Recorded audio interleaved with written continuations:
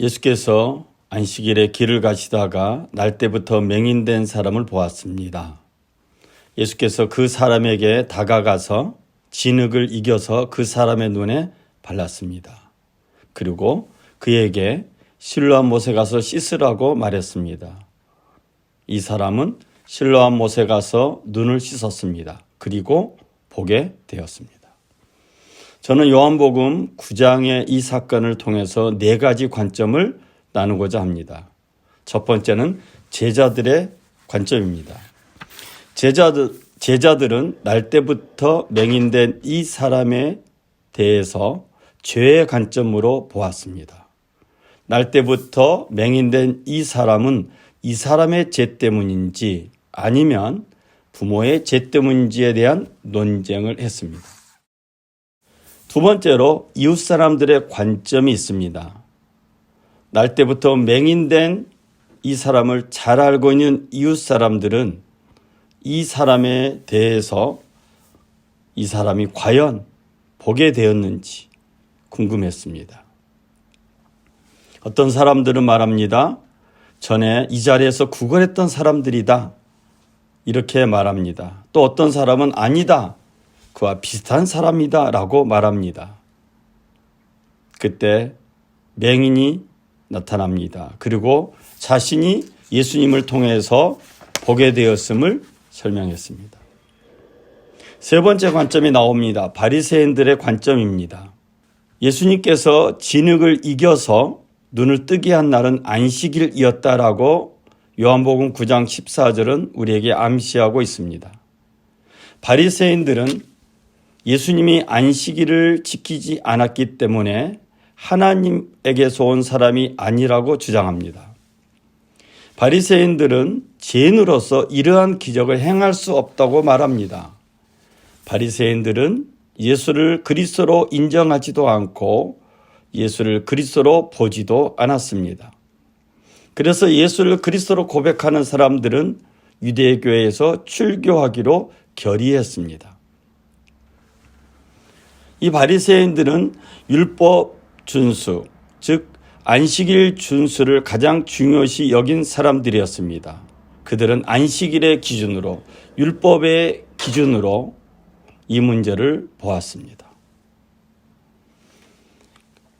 맹인되었다가 다시 보게 된 그 사람을 불러서 바리새인은 말합니다. 너는 하나님께 영광을 돌려라. 우리는 이 사람이 죄인인 줄 안다. 네 번째 관점은 맹인되었다가 보게 된 사람의 관점입니다. 자신을 모세의 제자라고 주장하는 바리새인들이 예수님을 죄인이라고 부르자 예수님 때문에 보게 된 이 사람은 다음과 같이 자기의 말로 신앙을 고백합니다. 참으로 놀라운 일입니다. 여러분은 그분에 대해서 아는 것이 없다고 하지만 그분이 예수님이 내 눈을 뜨게 한 것은 틀림없는 사실입니다.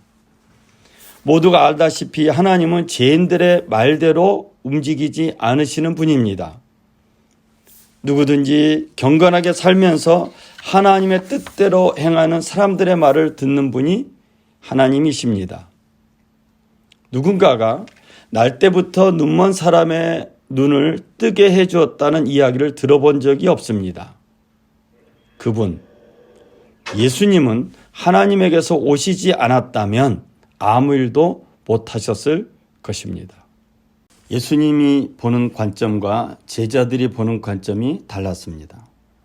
예수님은 날 때부터 맹인된 사람을 보았습니다. 그러나 제자들은 맹인으로 태어난 것이 누구의 죄인지를 보고자 분석합니다.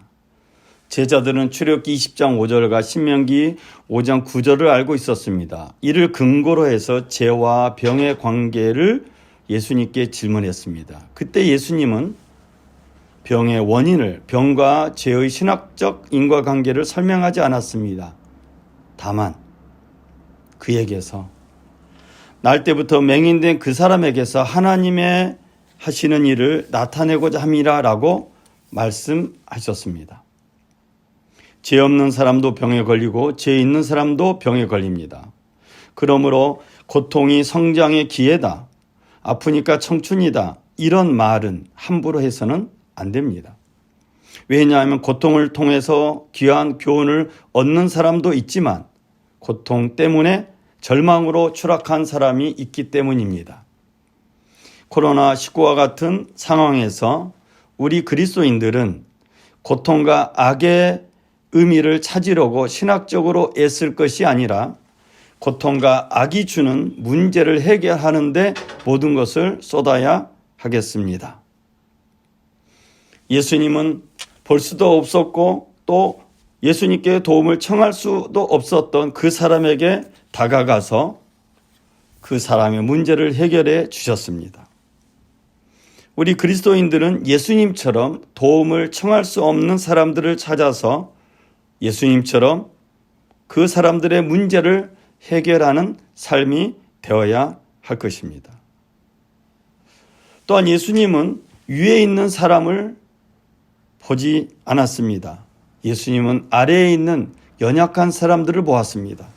그리고 연약한 사람들의 문제를 무상으로 값없이 완전히 해결해 주셨습니다.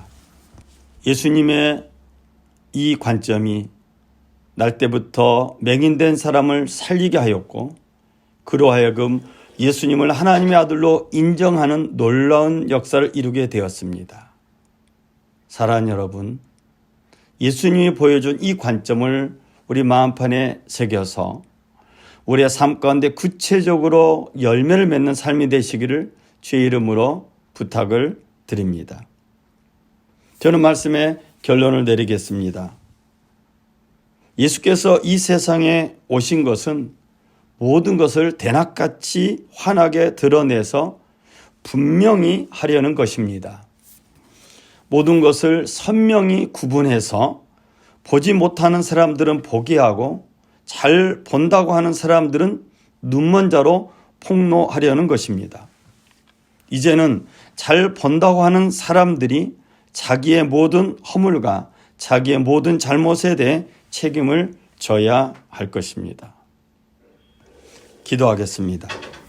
코로나19를 겪으면서 혼란 가운데 있는 우리 그리스도인들에게 요한복음 9장에 예수님은 찾아오셨습니다. 그리고 예수님의 관점을 통해서 현재 우리의 삶을 보게 하심을 믿습니다.